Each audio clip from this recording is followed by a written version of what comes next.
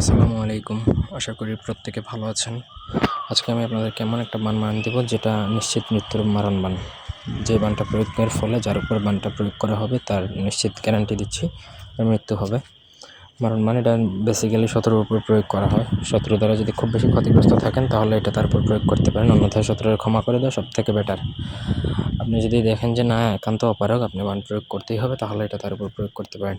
আপনাদের ব্যক্তিগত যে কোনো প্রয়োজন বা যে কোনো কাজ যদি আপনাদের প্রয়োজন হয় আমাদেরকে দিয়ে করাতে পারেন। স্ক্রিনে দেওয়া নাম্বারে সরাসরি ফোনে, হোয়াটসঅ্যাপে কিংবা ইমোতে যোগাযোগ করে যে কোনো কাজ করাতে পারেন, দেশে কিংবা দেশের বাইরে থেকে। উল্লেখিত যে নকশাটা দেওয়া আছে সেটা আপনাকে ভোজপাতার মধ্যে যে কোনো শনি মঙ্গলবার দিন অথবা অমাবস্যার রাতে একানের জন্য বসে লিখতে হবে হচ্ছে অরিজিনাল কামসিঁদুর দ্বারা, অন্য কোনো কালি দ্বারা লেখাও যাবে না। যেভাবে বলছি সেইভাবেই নকশাটা লিখবেন। নিচে নাম, বাবার নাম, মায়ের নাম এবং ঠিকানাটা উল্লেখ করতে হবে।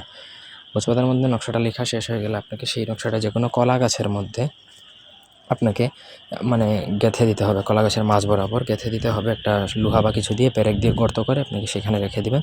তারপর ওই যেই গর্তটা হবে সেখানে আপনি একটু মাটি দিয়ে মুখটা বন্ধ করে দিবেন। শেষ, আপনার কাজ শেষ।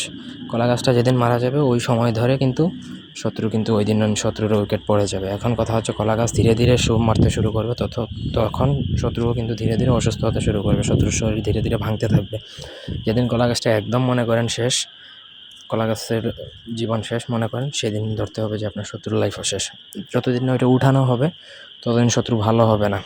আশা করি বুঝাইতে পারছি। খুবই খতরনাক লেভেলের বান, তবে সেক্ষেত্রে আপনার কামসিঁদুর প্রয়োজন এবং ভোজপাতা প্রয়োজন। ধন্যবাদ সবাইকে।